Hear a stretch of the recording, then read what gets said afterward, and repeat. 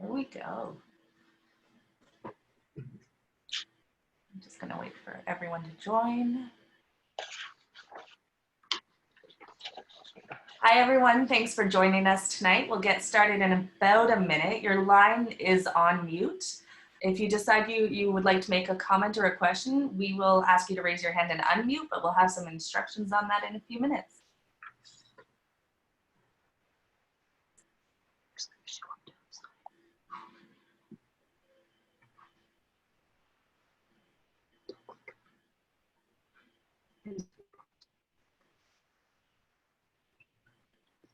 I didn't know they were having videos on.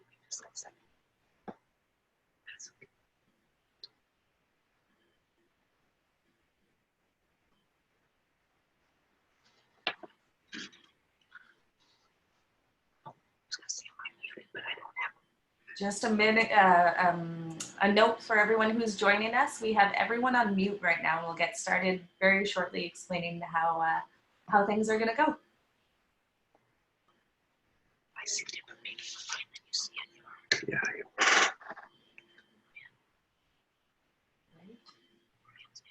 Yeah. No.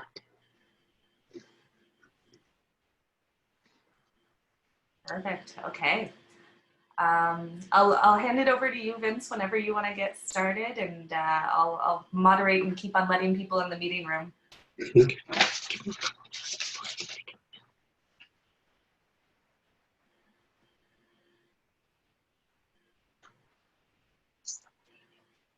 Well, good evening, everyone. This evening, thank you for taking time to join the meeting here this evening, and people are still arriving here as we are talking, but we did set a time to start at around 7:30, and so again, just thanks for joining us for this discussion. Just a few guidelines to, let's just move this down here, minus this out. Okay. Get that out of the way. How do I get this minus out? Okay. We have a few guidelines to ensure that this is a productive meeting. Note that this conversation is being recorded and will be available online. If you do not wish to be recorded, please remove yourself from the call if that's what you wish. Please note that due to the number of people on this call, all phone lines have been muted. If you wish to ensure you experience a question, please click raise your hand. Christina will show you how to do that in a few minutes, and we will unmute your line. You must identify yourself and indicate what agricultural society or business you are from or representing this evening. If you prefer, you can enter questions in the chat box, and Christina will show you where that is in a moment or two. If you are on the phone, to raise or lower your hand, enter *9. When your turn comes up to speak, we will ask you to unmute with *6.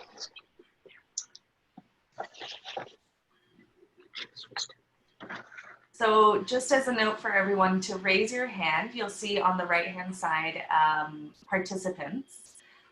If you go to your name and scroll over it, you'll be able to raise your hand. The option will pop up there, and we'll be able to see it and unmute you for a question. If you prefer, you can also type your question into the chat box, which is just under that name, that section. And if you don't see that on your right-hand side right now, go to either the top or the bottom of your screen, and a pop-up will show with a few options, including chat. You can click chat, and you'll be able to see it. And any technical difficulties, I'll be working in the background. Hopefully you can either try to message me directly in the chat, and I will work with you to get your sound going. I see George has raised his hand. And so I'm guessing people are testing raising their hands right now. I'm gonna just lower your hands for now. You have done it, good job. And if you do have a comment, you can continue to raise your hands as we go along. Okay, and we'll carry on from there. So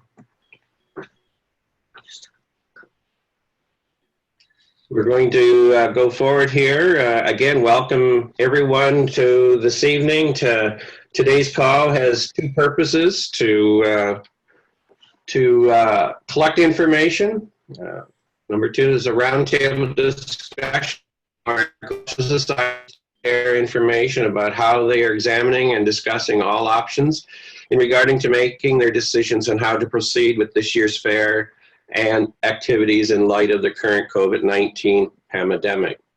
We are going to do a few quick polls right now to collect some information to assist us with this call and to determine if we should and what our future plans are around COVID-19. So if Christina, you would like to start that off and explain how they click on the polls.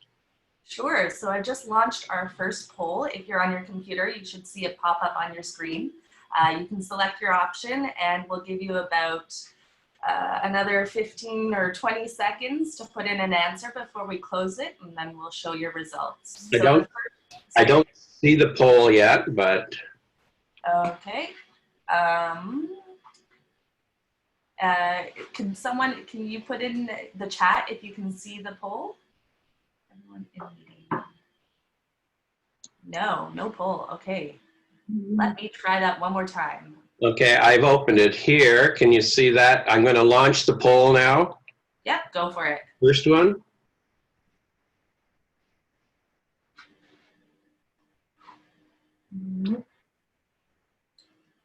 Welcome screen. Nothing here. Okay. Let us. There we go. Beautiful. Okay, so you should be able to see it now. It should pop up on your screen. And the first question is, what is your position? So the options are fair director, fair member, fair staff employee, service member, sponsor, or other. And I'm watching the results come in. This is really exciting.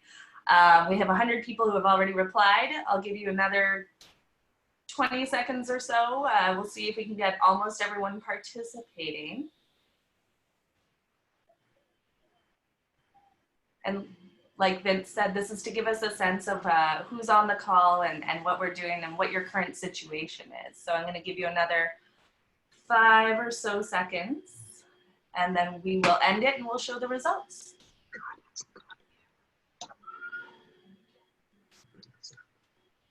Okay, end poll. I'm going to share your results. So the majority of the people on the call today are fair directors. We have 68% who are fair directors. We have some members and some staff employees as well, some service members, no sponsors, and then the other category.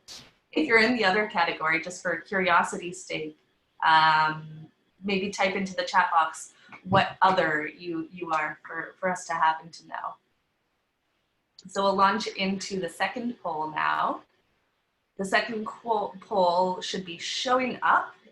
If you don't see it, let me know, type it in the chat box. So you can start voting. The question for this one is, what is the main source of income for your agricultural society? So is it your fair, events, facility rentals, or other?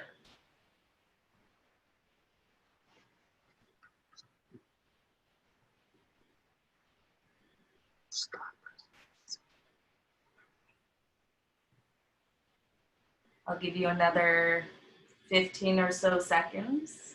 I know some people are having some trouble with, oh, someone said not on the screen for long, so maybe I'll give it a bit more extra time. We see.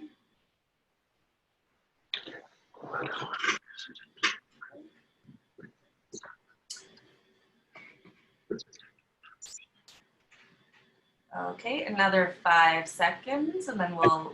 I think probably Christina, with the number we have on it, is taking a little longer to do its thing. So we'll be patient with this. Sure. Okay. Do you want to let me know when you want to show the results?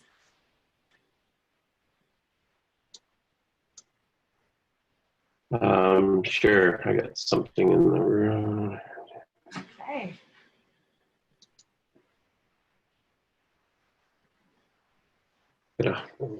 What shows up on your screen? I have 162 that have done it so far, 60% that have voted. Is that what you're seeing? I'm just wanting to make sure.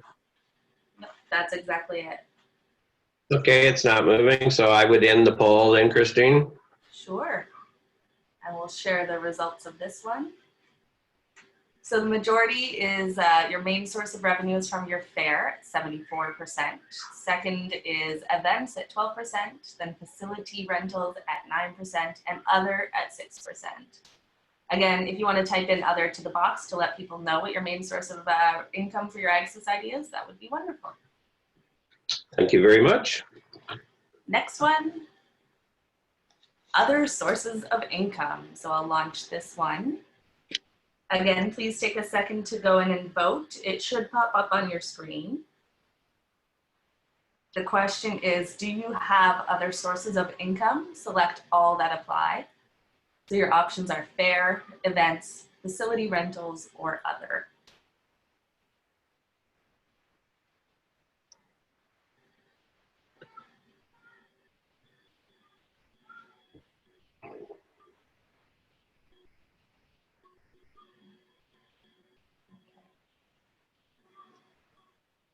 Other fundraising events, I'm seeing some people type some stuff into the chat, so that's a good option.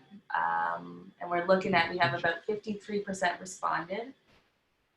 Understanding too, I guess, we have some service members on the call who might not be able to answer the question in the same way. Government support, yeah.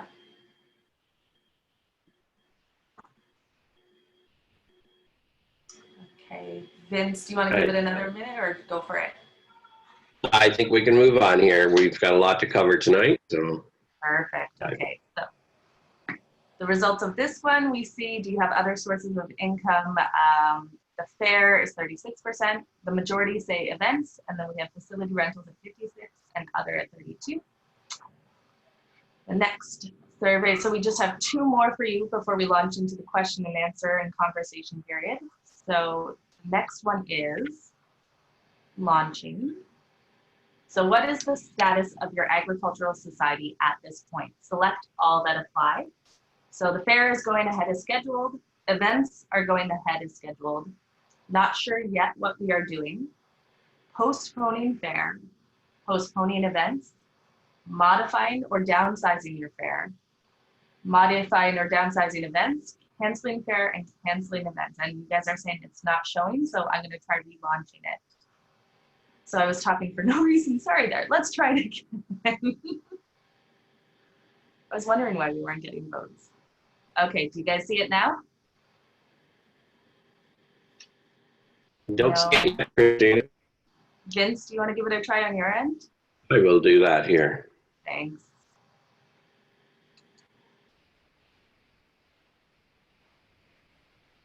We're going to poll 4, right? Yes. Yep. Launching poll.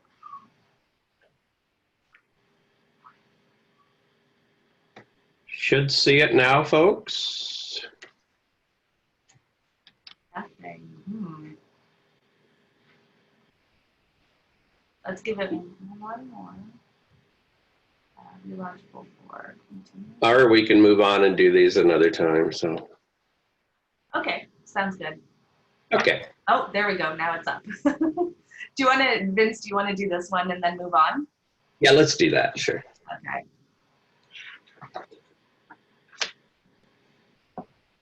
So again, the question is, what is the status of your Ag Society at this point? Select all that apply. So there's several options there because we understand that there's a lot of situations for everyone. This will take a little bit longer, Christina, I would think. So, but all of this is going to help us going forward. So.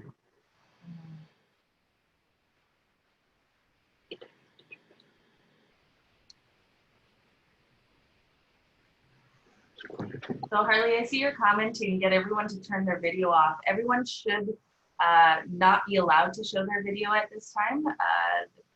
So no video is on. We only have the audio on for Vince and myself, I believe. Give it another 10 seconds or so, or well, we look like we have most respondents come in. Hey, Vince? Close enough, I think, so. Okay, let's share the results on this one.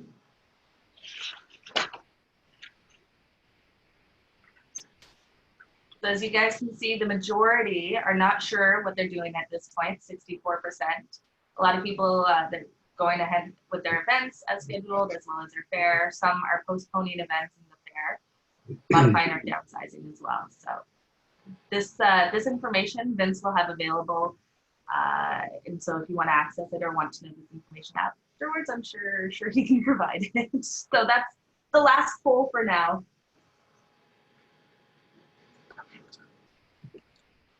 Okay, so that's it for polls for right now. We can exit that out of there. And go from there. What is that in my road here? So move down here.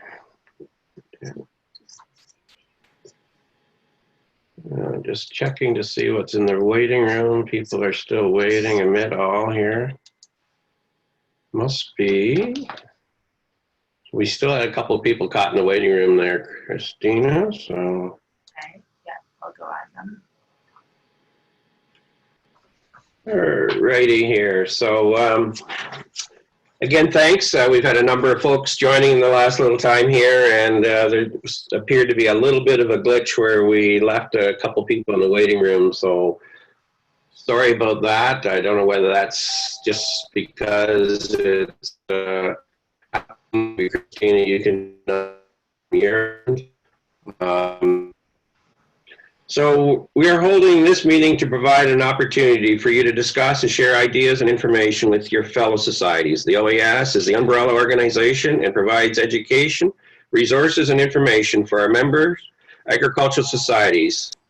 However, agricultural societies are separate identities from the OAAS, and we cannot tell them how to manage their organizations or what decisions they should be making this year. Each individual agricultural society must make their own decision as to how to proceed this year based on their own individual circumstances, such as event or fair dates, government directives, municipal, provincial, and federal and the location of the fair, etc. I have been receiving a number of emails in the past couple of days regarding government funding, timelines for lifting of restrictions, etc.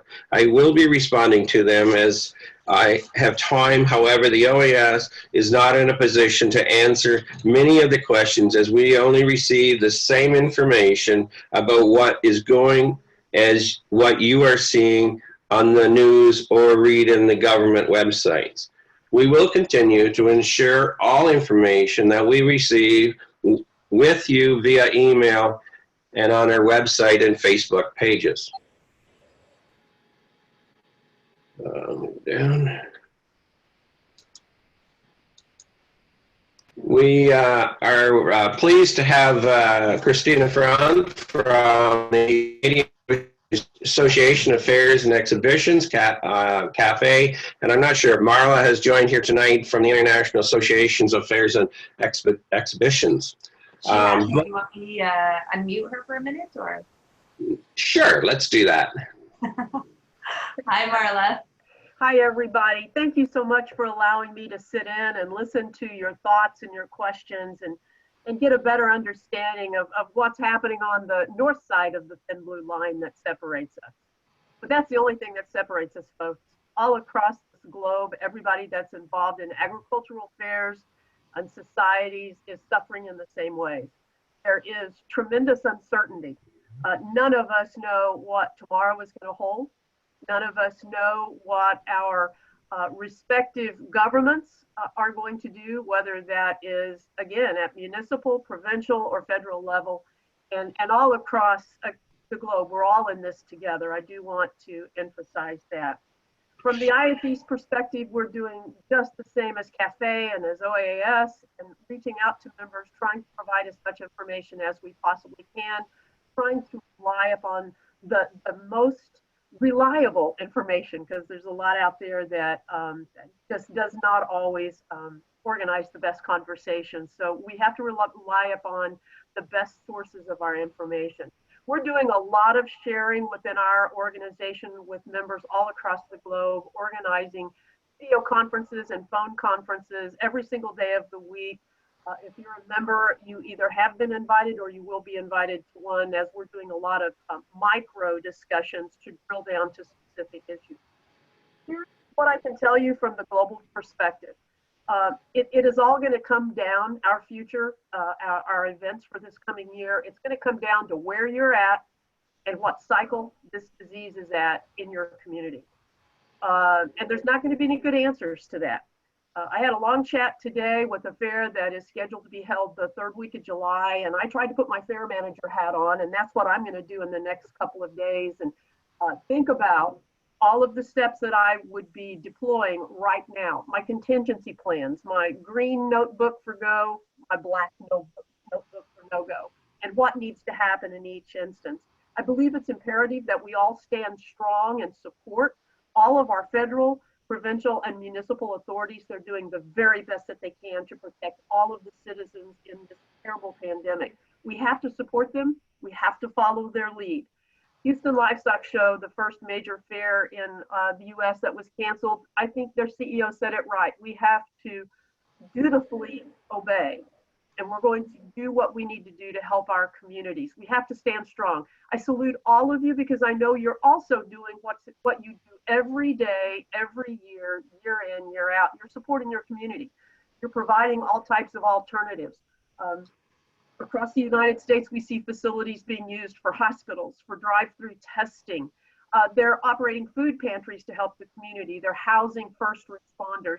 There's any number of ways that we can help our community with our facilities, and I encourage you to have good conversations with your authorities. And we're all going to do this the best we can. There's a lot of questions out there and not a lot of answers, but let's work together. Fairs in your country and in the United States have been in existence for a lot of years, centuries, in fact. You only do that by having resiliency and a very strong community and a strong commitment to what is our passion, the agricultural fair. Fairs have been through world wars. Fairs have been through the great Spanish influenza. We don't know how we're going to come out on the other side of this, but we will come out on the other side of it as long as we stand strong together and support each other. Vince, thank you very much for the opportunity. I'm going to be staying on as long as I can tonight because I'm interested in what the questions are and to see how we can all help each other. Well, thank you very much, Marla, for taking time out of your schedule to join us here this evening, and you're welcome to stay as long as you wish here. So, and Christina, would you like to say a few things with your perspective from the Canadian Association? Sure, thanks, Vince. I won't take too long because I know people want to get into the conversation, and I think a lot of what Marlo said, I would simply echo that. We are all in this together. It's an impossible situation, but the strength we have right now is to communicate, share information, and share ideas, and that's what tonight is about, is sharing ideas, because who knows what'll be sparked from that. Cafe right now, we're focusing on things for the entire industry. The first thing is government advocacy at the federal level. I have had some calls, we've sent out lots of letters and a media release related to our issues and concerns. And something that really helps me, and I think Vince will highlight it later, is if you have not filled out the survey that Vince has sent out, please do so as soon as possible. I'm also going to put the link in the chat box. Already, I can tell you preliminary estimates show that for every $1 your organization earns, on average, you contribute $4 to the community. And I said that on a call with the Department of Rural Economic Development today, and that was a huge number for them to hear, and that's really important.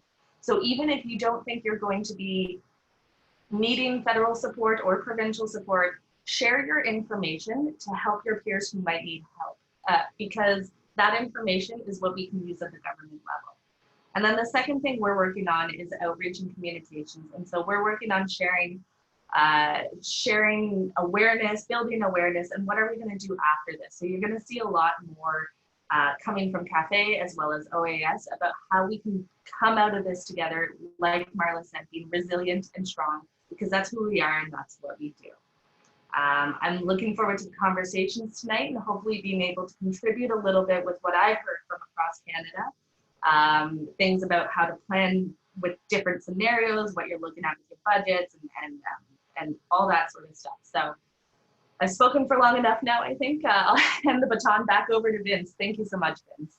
Well, thank you very much, Christina, and certainly I appreciate you taking time to assist in this meeting this evening. Did I see someone log in from OMAFRA? Is there anyone there that has anything to add at the meeting? You did. I'm going to OMAFRA, whoever you are, I'm going to give you fair warning. I'm about to unmute your line if you want to say a few words. Sorry for putting you on the spot, but... Unmute. Oh, we're having trouble here.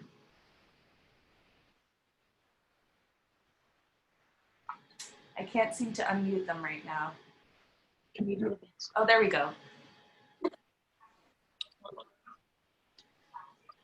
OMAFRA representative, do you have anything you might want to add? I guess not.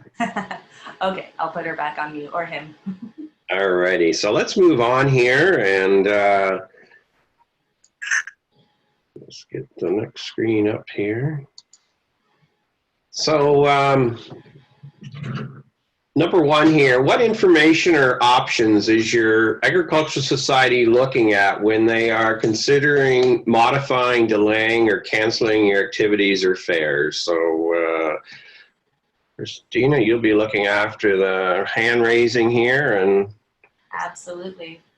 So just a reminder to folks to raise your hand in the chat box on the right-hand side where your name is. You can scroll over your name and then it will have the option to raise your hand. So I see Madeline Gauthier, you've raised your hand. So I'm going to unmute you right now. Go ahead, Madeline. Yes, I'm from the Cumberland Township Agricultural Society. I'm the office manager. Some of the things that we're looking at the moment, I'm the eternal optimist. Our fair is the first full weekend in August. And I'm looking at, right now, we're doing all of the background information, compiling, filing, whatever documents we can at this point, that the fair will be on. In the meantime, any of the contracts that we are looking at for entertainment, special events, etc., we're looking to include cancellation policies for any of the down payments that we're required to make. So that's how we're proceeding at the moment. Great. I think too, if you're in the fort, that's a great tip, even moving forward in future years to have cancellation policies in your contract, I think is a lesson learned for many people. A reminder to raise your hand, or if you'd prefer, you can type your feedback into the chat box and I can share it with everyone as well. So if you have any feedback here. Cheryl, I'm going to unmute you. Go ahead, Cheryl. Hi, thank you, Christina. Cheryl Muir from the Paris Fair. This question is for Marla, actually, with relation to the last question. Marla, I listened to your webinar, one of them last week, and one of your fairs had mentioned that they were working on putting in a pandemic cancellation clause in all of their contracts. I'm just wondering if you've had any responses as far as the wording for that. That's it. Thanks very much for that, Cheryl, and I'll answer to the best I can. We've put forth some legal advice on, it's probably normally called a force majeure clause, and that's kind of a standard type of a clause in lots of contracts. If you've ever entered into an agreement with a hotel, for example, to book some rooms for a meeting, there's a force majeure clause in it. So we asked Jim Tucker, who's legal counsel for our association, to write some tip sheets on force majeure, but I have to say it's from the U.S. perspective. But force majeure and following through on that is based on common law, so between our two countries, there should be some standards there. What we have encouraged is if a fair our society is not yet entered into an agreement, say for example, with entertainment or with a provider, that you certainly do include force majeure. And there's, whether or not someone accepts it with the addition of a pandemic is yet to be seen. But we certainly would encourage, if you have yet to sign contracts, to try to include some very solid force majeure language in that. Christina, I don't know at the national level if you have legal counsel that you work with specifically for ag societies, or if that might be more of a provincial type of an opportunity. But it is something advisable to try to look at and try to get both parties to agree. Now, force majeure, okay, I see someone asking that question. It's a French term, force majeure. A lot of contracts, if you ever look on the back, even sometimes with a construction contract, it'll be like an act of God is typically what it's called. And some of them are very broad and could be interpreted almost any way you want. But some are very, very specific. And there have been some that are, for example, based upon government action. So if your force majeure clause says you can't perform or hold your meeting or your fair because of government action, then both parties are off the hook, so to speak.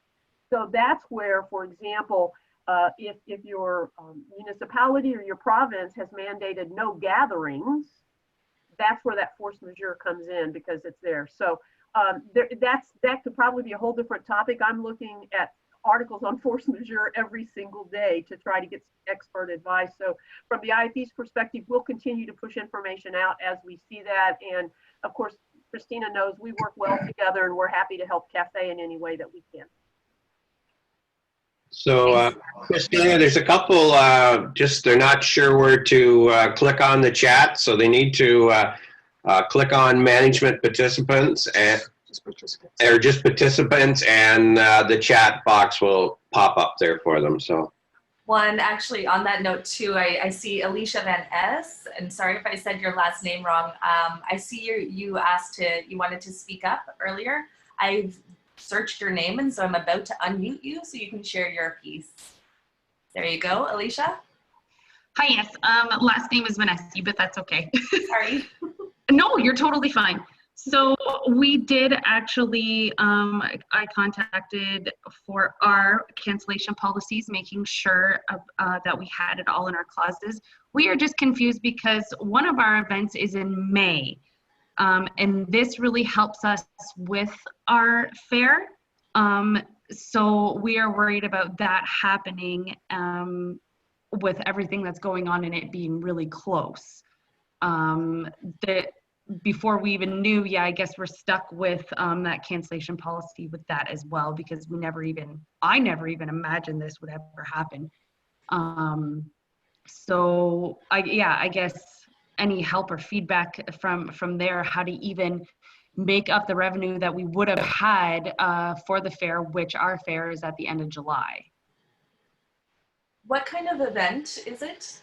It's a demo derby. A demo derby. Oh, that's hard to recreate as a virtual event, isn't it? Yes. A little bit. I'm sure we have some other people who raise their hands who might have feedback about that. What I've been hearing too is consider maybe just postponing your event rather than flat out canceling it.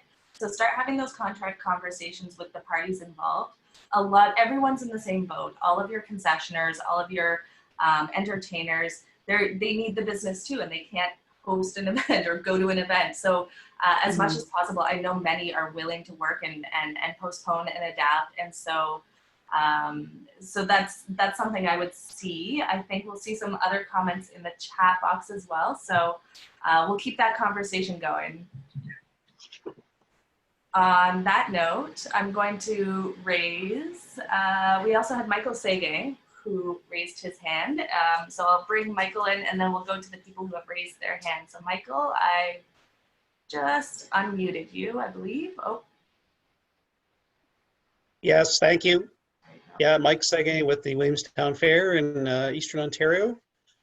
So we've had one board meeting since the pandemic basically ended up canceling a lot of events and gatherings and so on. And a couple of things that we're looking at, our fair is in the early August, so we do have some time. But one of the questions we have is, at what point along the way between now and early August do we need to make that decision whether we go ahead with a fair in early August or not? So we're struggling a bit with that. We can't do it, we can't make that decision 2 weeks or even 4 weeks in advance. The other thing that we're looking at is if we can't have our regular 3-day fair in August, we do have an opportunity perhaps in September to have a 1-day downsized fair especially for our local community. So those are some of the things that we're looking at. And that's Great. sorry. I would say that's a great point too. A lot of people are looking to see how to downsize or how to change. I mentioned at the beginning, you can scenario plan. So what does it look like if you don't have, maybe you have a smaller fair without your midway, or you have your midway, but you only do outdoor events or those sorts of things. I'm just catching up on the comments here. Some of the things I've seen, Tom suggested that OAS and CAFE and all relevant industries come together and meet with tourism department at the provincial and federal level. I can tell you that is something at CAFE that we're working on, and we've had some conversations already, and we'll be activating you guys in the future. And I don't know, Vince, if you want to speak to that at the provincial level, or? Well, those are the things. We're meeting as a board this weekend for our spring meeting, and with using the same technology here, and those are certainly going to be items on the agenda as to how we go forward with communicating with these leaders that we need to be talking with. Tourism is important, Department of Agriculture, the Ministry of Agriculture, and all those groups are MPs in all our communities. We need, our biggest challenge for us in Ontario is that a number of our agricultural societies haven't been providing us with the facts and figures, the stats, the trim, and that was part of the process with CAFE when you launched that survey. And what was really exciting is we had around 50% that did respond to the CAFE response. But for us to zero in on provincially, we need to get that so that we can have the dollar values, the impact that it makes in our community, so that they have a clear picture, a good understanding of the importance of the agricultural societies and the events around all these activities throughout the course of the year in Ontario. I see a few more hands have popped up. So Harley, I'm going to unmute you now so you can speak up. Go right ahead. Hi, Harley Bloom from the Capital Fair in Ottawa. We are in the middle of August and definitely worried. We run a fairly large fair, and the concern is twofold. Primarily whether or not the crowd is going to have the confidence to come out with the virus hopefully fading into the background, but consumer confidence to come out into a crowd may still be low. Just to backtrack a bit, for the force majeure, I put a sample up of something that we're using. We value our suppliers and participants, and we don't want to leave any of our entertainment left dangling. There's a lot of uncertainty. So what we've done is we've indicated that we have a clawback. So the deposits that we're sending out now, because these guys have to eat, we may ask them to refund us to the tune of 15%. But after July 15th, our fair starts August 14th, so a month in advance. If we don't cancel by then we agree to pay them their full contract. That's great. Okay. Before I go to the next raised hand, as I, again, catch up on messages, there's a lot of talk about sponsors and concern for how to reach out to sponsors. I was on a webinar today talking about the new face of marketing, and it was the International Live Events Association. And what they're saying is, even if you don't necessarily, now's not the time to ask for money. We can all agree with that. But touch base with them. Have a conversation. See if there's anything you can do to help them as well during this time, and keep that conversation going. So I'm going to unmute Jeff now, and Jeff, you can share your feedback. Thanks. Jeff Seacard from Markdale.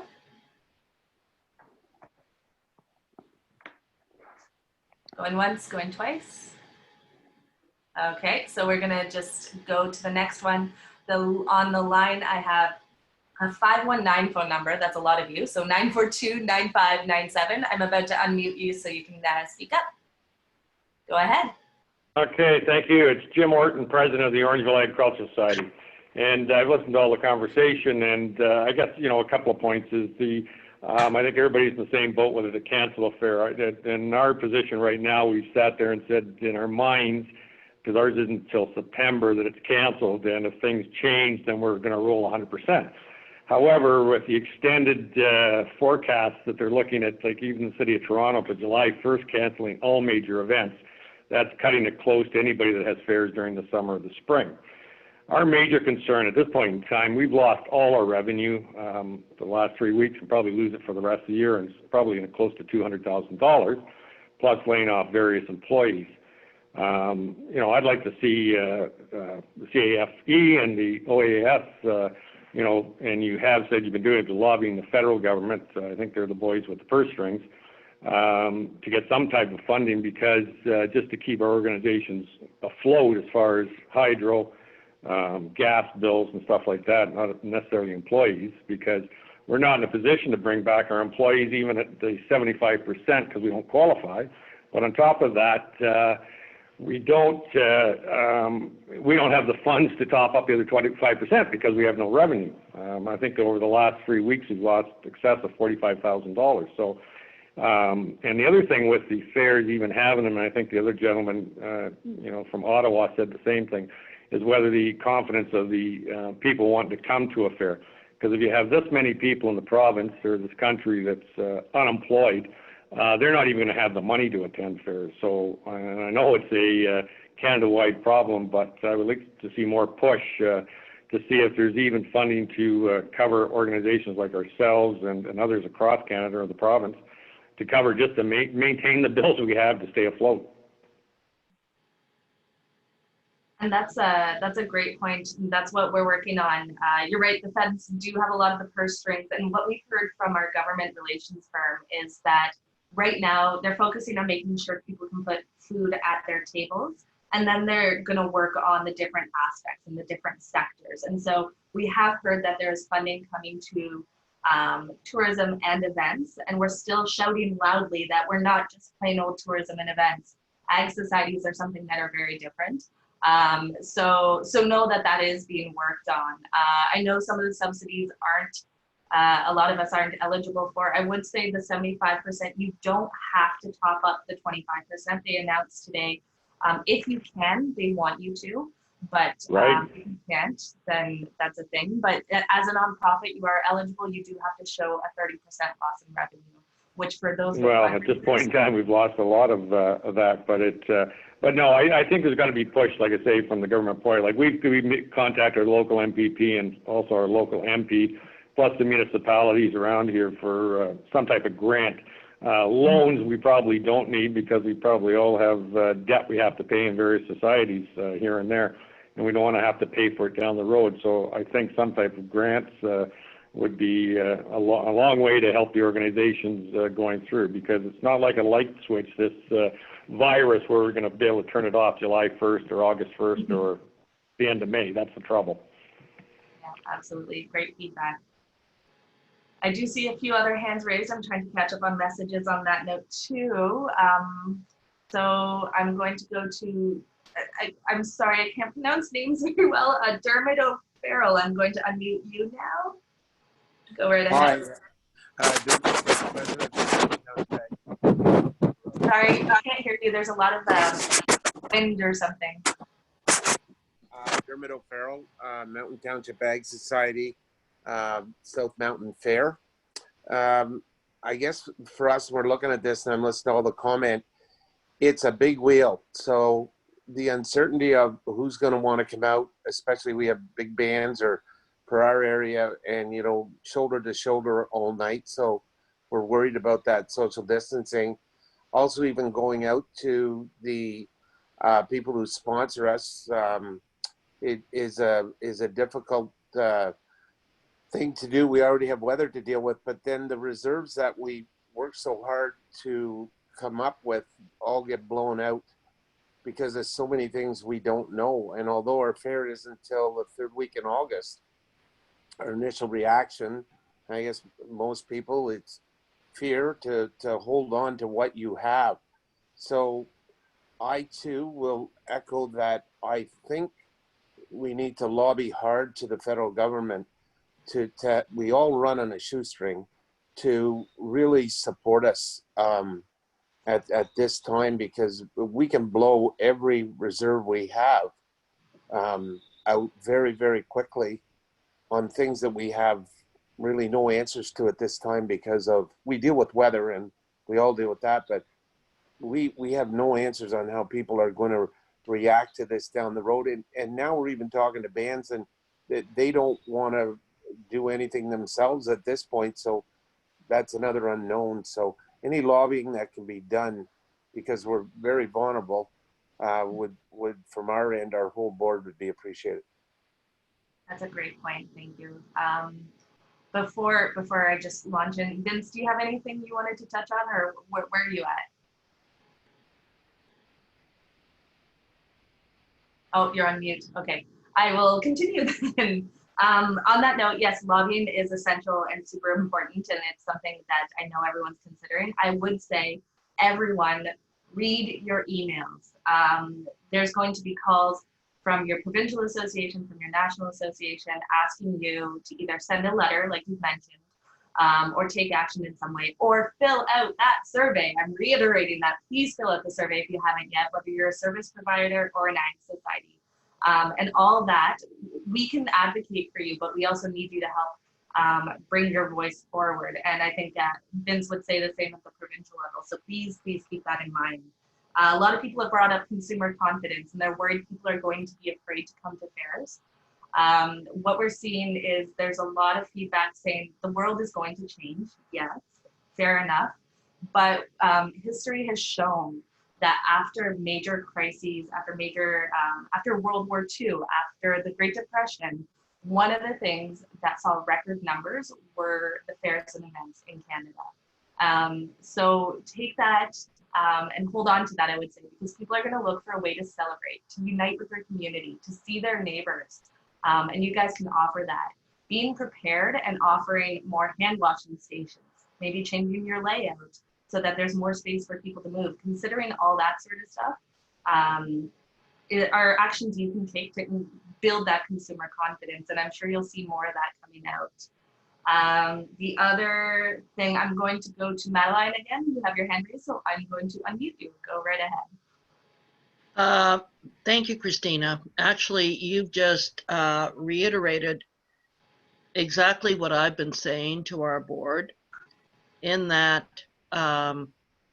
it's, yes, people are going to look for a place to celebrate. Now, we may have a different fair. We actually, this year is our 75th fair, and yes, for the others of you, I know we're a baby fair, but this is our 75th fair. And one of the things we're looking at is going back to doing things as they did on the first fair 75 years ago. So that will reduce our costs. The other thing that I wanted to mention to other fairs is, fortunately, we've been dealing with the same suppliers for our tents, our porta potties, our other infrastructure, if you will, for a number of years. Fencing is that because we've dealt with them for so many years, we don't have to put down payments on. So that's another issue. And I want to say a shout out to Dermot, South Mountain. Yep, we're the one before you, and we got to ship you our radios as soon as we're finished with them. So that type of thing, we're all in this together, and we will make it through one way or the other. I've been monitoring all of the federal, provincial announcements. Lisa McLeod's announcements that Celebrate is still on as our other funding issues, funding opportunities. And one of the things that they've included is the fact that if you're accorded funding and the event doesn't go on, you don't lose that funding. So we've got to take some heart in that as well. And just keep up our best spirits. That's all I can say. Thanks. Thank you. Wonderful. Some notes. I know I keep on saying I'm catching up on the chat box. People have asked if the chat conversation is going to be available afterwards. I am copying it, and we will try to have a transcript available to you. The other comment people have been asking, just in terms of logistics, I've lost it in my notes. So on that note, I'm going to unmute Barb Keith. Barb, go right ahead. Hi, Barb Keith from Perth Fair here. When we're talking about income and loss of income and reduction, is sponsorship considered to be part of that as far as the government is concerned? Or are we looking strictly at our gates revenues, vendor revenue, things like that?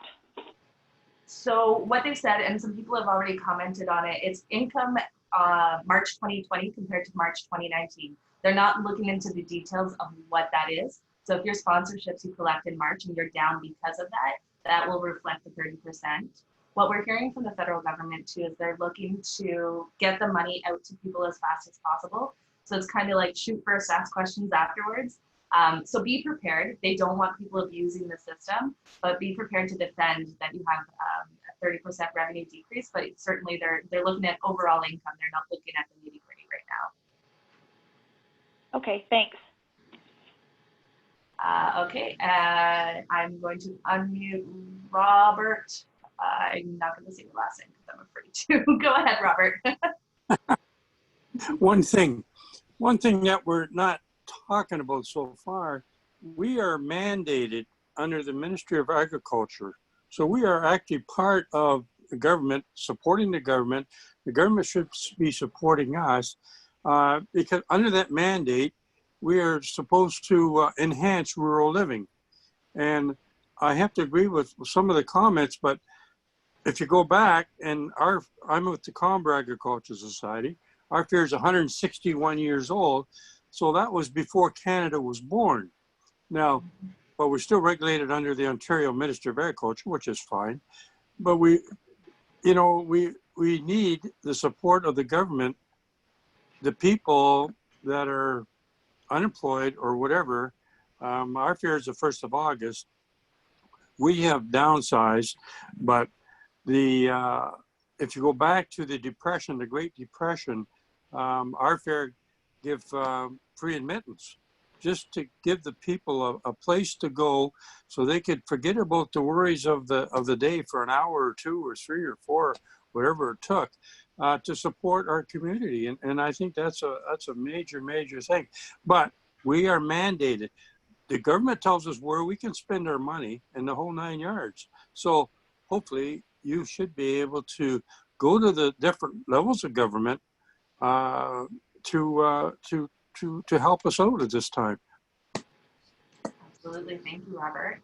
I'd like to we've talked a lot about government relations and lobbying, and I think that could probably be a webinar in itself. I'd just like to take it back a little bit to hear some of the creative ideas people are doing. Let's talk about fundraisers, because a lot of people are saying the fundraisers are where they're hurting, and they need that to survive the year. So has anyone come up with creative solutions, virtual solutions, postponements, different activities that you'd be willing to share? Again, please raise your hand. I I don't know if this was specific to this question, but Kathy, I'm just going to unmute you to say a few words. Go ahead, Kathy. Hi. So I'm from the Schaumburg Agricultural Society. We had to cancel our fair. Our fair would have been the end of May. It's our 170th fair. And what we've decided to do, we usually have a community spirit bonfire in October, which is very small, and we've never charged an admission. We're going to expand on that and make it a celebratory event and involve the entire community. We're looking to shut down our main street and have it bleed into the fairgrounds and do something to that size and to that effect. And instead of charging an admission, we're going to ask for donations. The point was raised that there's a few people who will be, well, most people are out of, are unemployed right now, have been laid off, and funds may not be that easy to come by. So we're just going to be asking for a donation to kind of help us cover the costs of the event and hopefully put a little bit of money in the bank for us. Again, our fair is obviously our main income, and with that being gone, there's not much for us to do other than expand on the bonfire. Hopefully by October we'll be able to do so, but I will definitely keep everyone posted. Great, thank you. Thanks. Okay, I'm going to unmute Leah. Go ahead, Leah. Oh, hold on. There we go. Hi, can you hear me okay? Yep. Good. So I'm president of the Magnetawan Agricultural Society. So we had been doing all kinds of planning up until, because we do start quite early in the year. So it's kind of on hold right now. I have loved this call because it's given me lots of great ideas to take back. I certainly loved the person just before me, I think it was Kathy, involving the community. I mean, we did have a turkey dinner planned for May. We know that everything's being canceled at our community center and no health unit certificates are being issued right now. So that's probably going to not be a go, but we have a whole bunch of turkeys. So we may just end up having maybe a dinner later on in the year. It's not our huge fundraiser. We've been very fortunate as a society to have a yard sale that's produced a lot. So the year before, we always use that money for the following year. So we've sort of pre-planned that. It may cut into some of our reserves to have to support some of the commitments we've already made. So, the clauses that, and we're gonna have to go back to look to see if we have them in those contracts. But the call has really given me a lot of great ideas to take back to the society. And I know we're all in the same boat. So, it's hard decisions to make. We're on our 143rd year too as well. So, or 43, sorry, 143. So, yeah, I wish everybody all the best. I know everyone's going to try, but thanks for hosting the call. It's been great. Thank you. Thanks, Leah. Okay, we have Dermot. I'm going to unmute you. Go right ahead. Hi, Dermot. Oh, I'm sorry. I was just chatting. I must have done it wrong. My apologies. No worries. Okay, I'll mute you again. Thanks. I have Haley as well. Haley, I'm going to unmute you. Go right ahead. Hi, I'm from the Parham Agricultural Society, and we might be like one of the smallest fairs ever. We're really small, and our budget is only about $23,000 every year. So if anyone wants ideas about things you can do that don't cost any money, you can email me at parhamfair@gmail.com. And I'll send you what we do that really doesn't cost anything for kids and families to do. But also, in lieu of I'm a teacher, in lieu of the press conference that happened yesterday, we as educators, both primary and secondary, we have nothing. Like, we're working from scratch, and I know in my board, I can't even get into my building to get my resources. So I'm teaching art on Zoom now. So this isn't a monetary idea, but rather a community engagement idea. If you can reach out to teachers or to school boards or to your local school for home craft activities that they can do with their kids, That could be a great way to get kids to come to the fair if you're able to run, or just a way to keep your community engaged with your agricultural society. That's great, thank you. And I would just say, actually, Haley, if you can go in and type your email into the chat box, a few people have asked for that, then they can reach out. I would also say for everyone, what we'll do is the resources mentioned, I've seen people in the chat box asking for Harley's Clause, asking for the survey link and things like that. So Vince and I will work together to make sure that a short email is sent out with all the links that have been referenced in this call. I would also say, as a tip, follow your fellow fairs on social media and see what they're doing. Follow fairs across Canada, follow the IAFE, follow Cafe, see what everyone's doing, because IAFE has a really great hashtag going, #FairStrong, about what they're doing in the States to repurpose their fairgrounds. I know there are some fairs who are also, you've heard small businesses doing this too, or special events, but they've already paid for their catering, let's say. So they've donated their catering to a food bank or something like that. So please, please follow people on Facebook, share the ideas, keep the conversation going. I think I do still see some comments coming in, but Vince, did you want to touch base? I think so. Well, thank you. And the conversation has been wonderful. And we did have a few other slides we were going to try and do, but we had set this up for an hour. And I have another poll I'd like to do at the end. And following that, we'll get some interest as to how we want to run our next meeting and what the topics might be. We'll come out of that a little bit. If there's some individuals that want to stay on for a little while, if Christina, if you're available for a little while after, then maybe we can do that too. But for the most part, we will move on from here. So Christina, the last poll that we had set up, if you click on that. Yes. Yeah. Can you guys see it? I hope so this time. We just launched, you should be able to see a new poll. Yes, okay, perfect. So it's talking about future meetings. Are you interested in future meetings?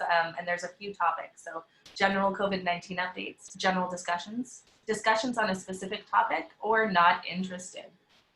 So we'll give another second there. I would say thanks, Vince. I'm happy to stay on as long as people need to chat and brainstorm and share ideas.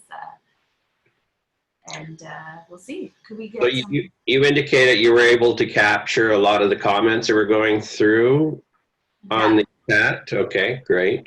Absolutely. Thank you. And I would say too, I had another thought there. So yeah, we'll share the links. I think I'll give you another 5 or 6 seconds to fill out if you haven't clicked the survey links yet on what you'd like to do. Oh, Vince, there was a question though through the chat that I did see. It was, if we do change our fair dates, do we have to get approval from our district? Do you have any info on that at this time? I think there are probably have a policy in place, so I would suggest they chat with them and see. I guess no one wants to be piling up on the next one. So it goes back to communication again. Let's work together. Let's have that conversation so that we can reschedule those dates the best way we know how. So I believe the fair industry is one big family, and I think we need to work together, and communicating that with everyone that's surrounding you will go a long way. So, but it can be done. Yeah. Great. Okay, so I did close the survey. The answers had plateaued, so I'm just going to share the results for everyone. 78% would like to see general COVID-19 updates. 78% would like general discussions, and 60% would like discussions on a specific topic. Pretty even there then, aren't they? Mm-hmm. So I guess maybe what we could ask them to do is send out what some of those topics might be. I have some ideas what they could be, but they can send them to me, and we can go from there with that. So I again, I just want to say thank you for taking time to join with us this evening. We had with around 300 registered individuals for this, and I'm going to be honest, it was a little nerve-wracking doing this for the first time of this size. I want to thank each of you, though, for setting the time aside and listening and sharing your ideas, and it's through that we will get through this. And I was chatting with a colleague from Alberta the other day, and things are never going to get back to normal. There will be a new normal. And I think that's so true. And that's how we have to look at our things. And tonight, I think Harley spoke to it, it's developing public trust again. And it's not anything that we've done, but it's just something that we all have to do. And I see Tom saying something about communication, and we can't stress that enough. So share your ideas, share your questions, be patient with. There's only one of me, though, same as Christina. We'll do the best we can. So let's keep talking.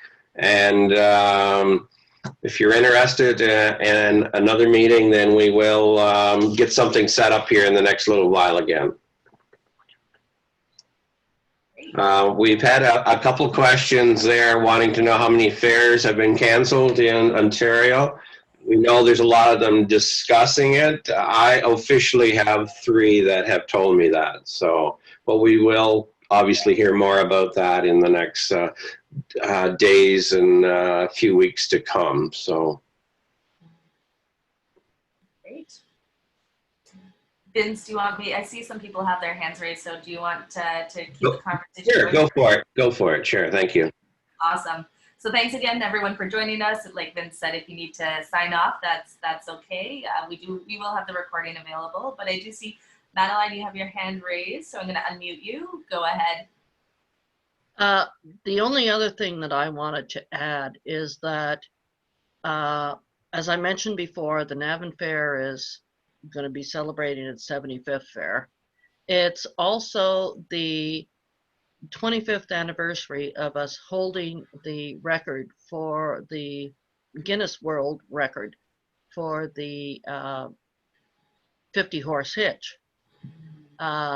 Record still hasn't been broken. But one of the things I'm entertaining with our board of directors is that should we not be able to continue these celebrations this year, that we will move them forward to next year. And the other thing I would say is that as a fair group, we should support whatever fairs are in the area that we can attend. We're all in this together, and one for all and all for one. That's basically what I wanted to say. And I thank you for your time. Great, thank you. I guarantee you guys I will be going to as many, I always do, but as many fairs as I possibly can once this is all over. And I think that's a great point. As many of you as you can, that would be great. I see Greg, you have your hand raised, so I'm going to unmute you. Go right ahead. Yes, thank you, Christina and Vince, for doing this meeting here. This is fantastic.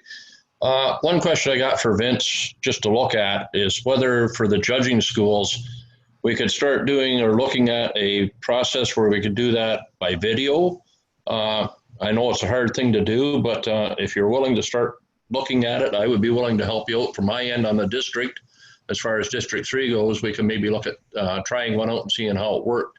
I just wonder what your thoughts were on that, Vince. We've been having some discussion around that. That idea was shared with me a while ago, and we will probably take you up on that, or we'll take you up on that as to how we can work through that so it's useful for everyone. So yeah, that's stuff we're going to have to try and work around. So. Okay, as I said, Vince, I'm open to it. So let me know, and we'll see what we can do then. Okay. Okay. Thank you very much, Greg. Bye. Great. I also saw in the chats, someone was saying that, and I'm sure this is a common thing for a lot of people, you have informal grants or contracts, informal contracts or agreements. How do you put a force majeure clause into that? And certainly feel free to raise your hand or add a comment to the chat box. What I'm seeing is it's what we've been saying throughout the entire webinar is have these conversations. Talk to your fair or to your entertainer. Everyone's hurting right now, and so everyone's going to try to work together. So see what you can do about that. Vince, this may be another question for you. A lot of people are asking, do you anticipate the OMAFRA grant will be available to us next February if you have to cancel in 2020?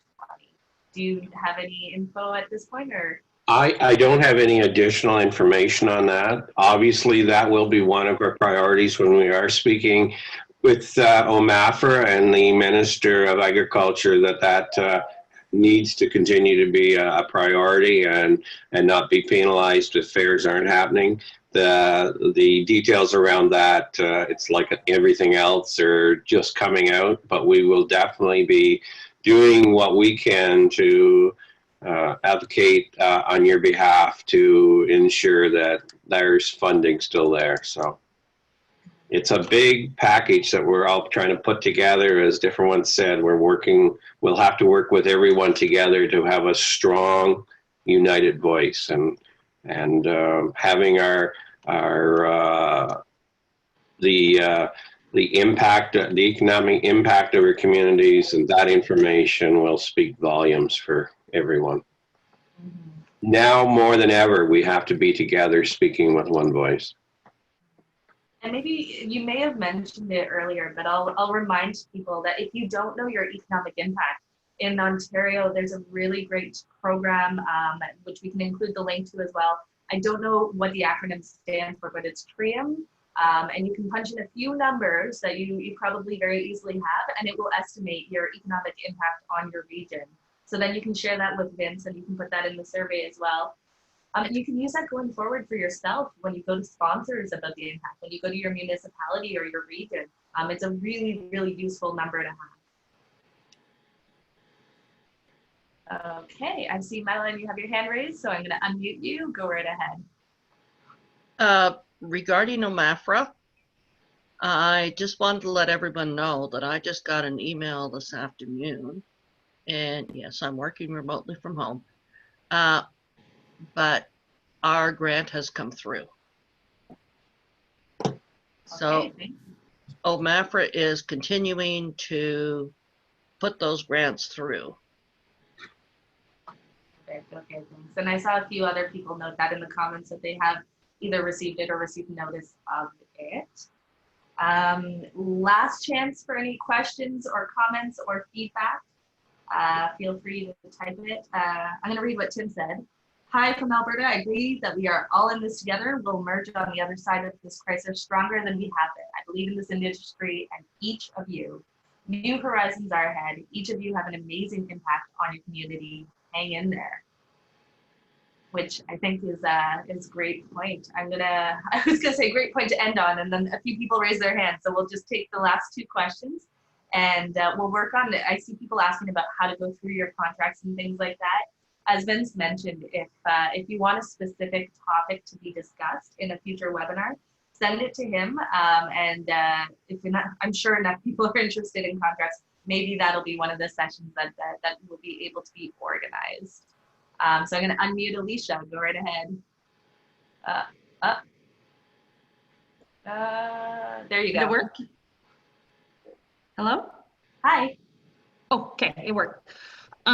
Well, I guess, yeah, the last part you said really just answered my question, because it was about the contract, because we are such a small town fair, and it's been going around for over 100 years. We've always done it with like a handshake or an email, right?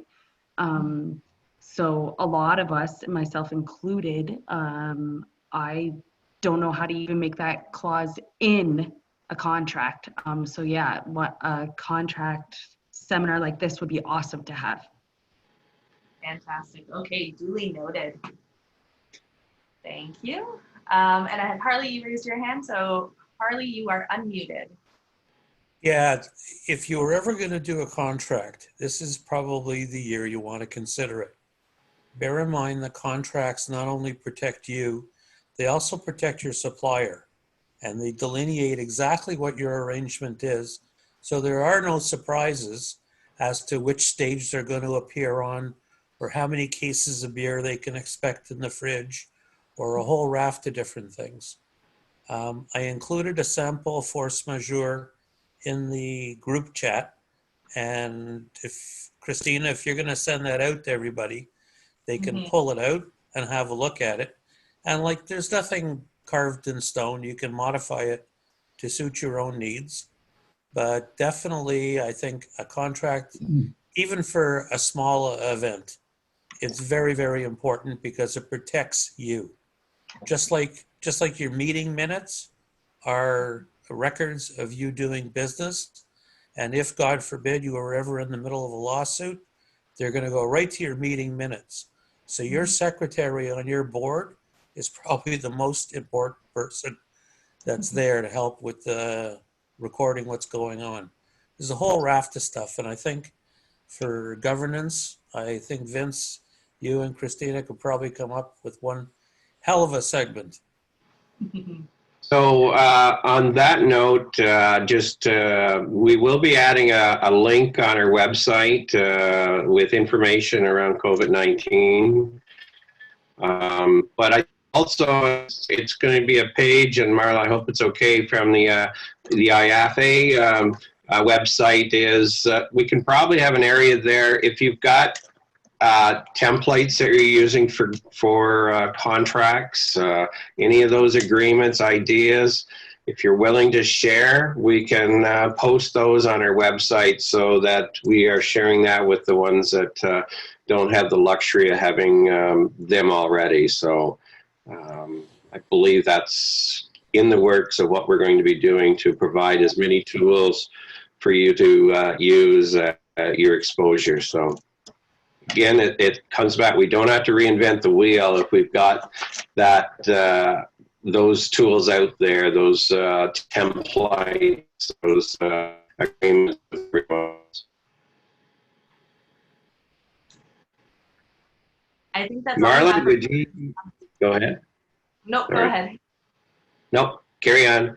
I was going to say, I think that's all we have for questions and comments now. If you were going to say Marla in her documents, she's very generously said anything that they posted on their website, they're happy to share with CAFE. So I'm sure the same would be for OAS, because like she said at the beginning, it's about sharing information with everyone.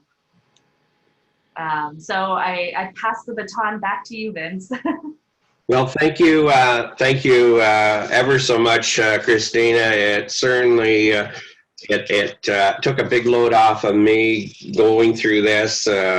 Appreciate you taking your time out of your schedule. I appreciate the work that what the Canadian Fairs and Exhibitions are doing on our behalf, and we all need to continue to work together, and we will get through this together. And that's what we have to believe.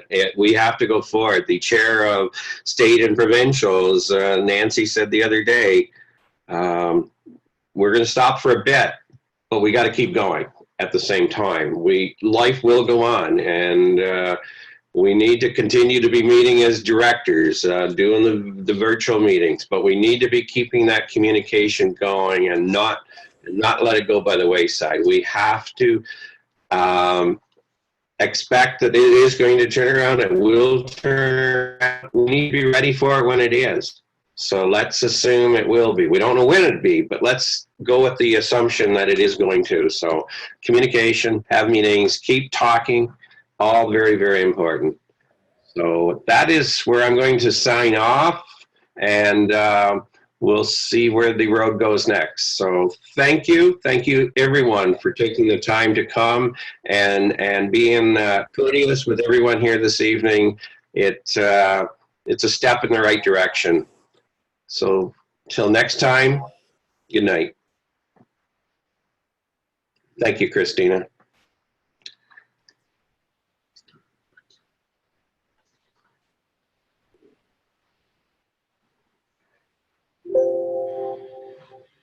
meeting.